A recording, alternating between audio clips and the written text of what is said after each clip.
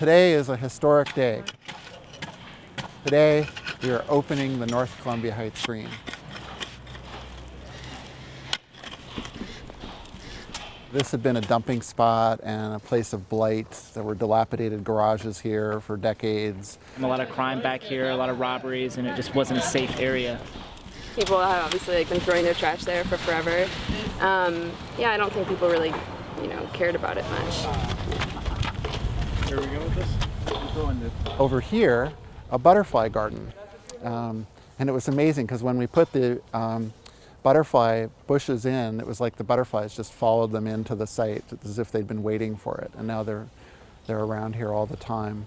Back about 4 or 5 years ago, people in the community started calling Parks and People saying, we need help. And we initially said, well, we can't really work with that because that's a private vacant lot. We work with public parks. But there was so much community concern about it, it became evident to us that there was sort of a public interest in the site. And we looked around and realized there's very little green space in this whole neighborhood. I mean, this soil is, I don't know if we can we call it soil, Steve? No. Not soil. I think part of what's so great about this is we're kind of building it from the ground up. Literally this ground that we are putting these plants into has been, it's been kind of a dump yard. And so you have to dig out the bricks and the all the stuff that's been here.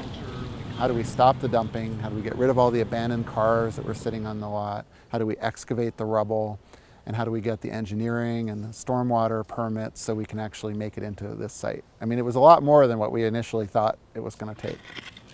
But you can see how, it's not just dirt. There's a lot of rocks. There was a lot of doubt. Generally, every green space we work on, there's a lot of people saying, this is hopeless, it's horrible, it's blighted. There is often a lot of fear of change. People are concerned that anything new will be worse than, sort of the devil you don't know. So we came in and we started doing cleanups. And people said, well, the ownership is all in question. We said, look, let's not worry about the ownership. Let's just see what we can make happen to make it a positive place. And we started getting kids engaged. And then we created a community garden with the kids, working with a wonderful local group called City Blossoms and the Haynes Public Charter School, just a few blocks away. And it was so beautiful, so inspiring to people. It really kind of got a lot of people going about what the site could be. This is going to be a wonderful line of habitat here, and you can see, look at the butterflies. They're voting with their wings. They like it. To one and all, the North Columbia Heights Green is open. Yay! All the way over. Yeah. I know they what they're doing. The tree plant. I think the best way to inspire people is to just start with what you have in mind, not just to talk about it. And so it really was making that youth garden happen. The idea is not to make it something that's apart from the community, but something that is a hub of community. I love all my team. We like the Chicago Bulls when they had Jordan. You know what I'm saying? It's hands-on. It's dirty, it ain't sitting down all day, and you know what I'm saying? You get to work with a team. Ain't no iron team. You can't do this by yourself. People just took a lot of satisfaction from the work, and then they were inspired by the impact of the work and how quickly they could begin to make it into something good. When people start to see that people are spending their time and energy and effort within their own neighborhood, I think that makes everybody kind of want to make it better, want to come together and make things better. It makes you feel involved, It's good to be involved with stuff, It makes you feel like you're a part of something, The key is to get your fingers in the dirt and make it happen.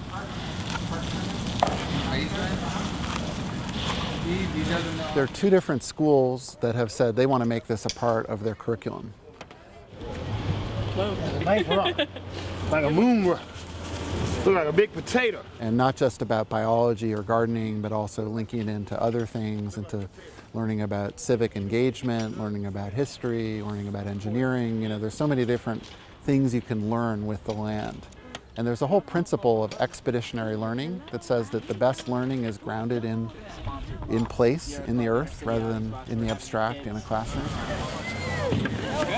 It's something you always can teach the next generation and the next generation. It could go further than just getting a basketball. You know, this is for awareness and, you know, an environment. You know, you can learn anything.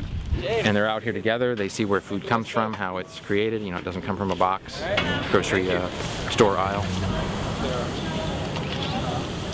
You know, just picking up a worm or a bug, or it's so much to learn out here instead of just a drill or, you know, just a team. It's like you can learn non-stop.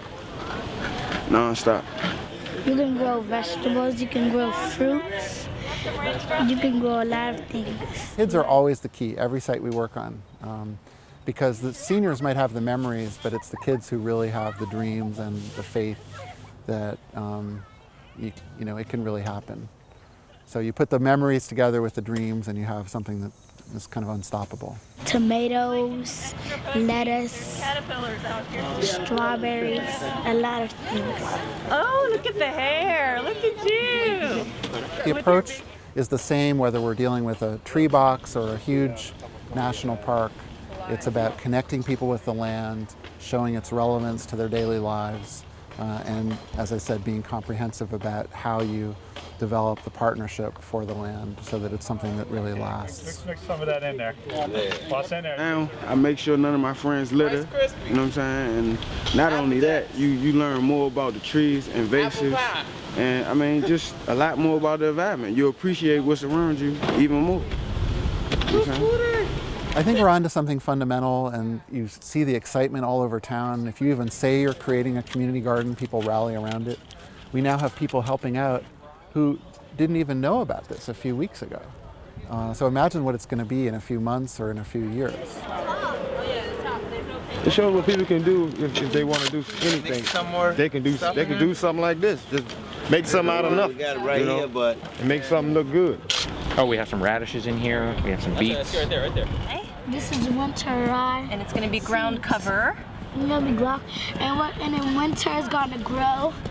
And it's nice to come out and like all these people are my next door neighbors who I don't know how I would have met them otherwise.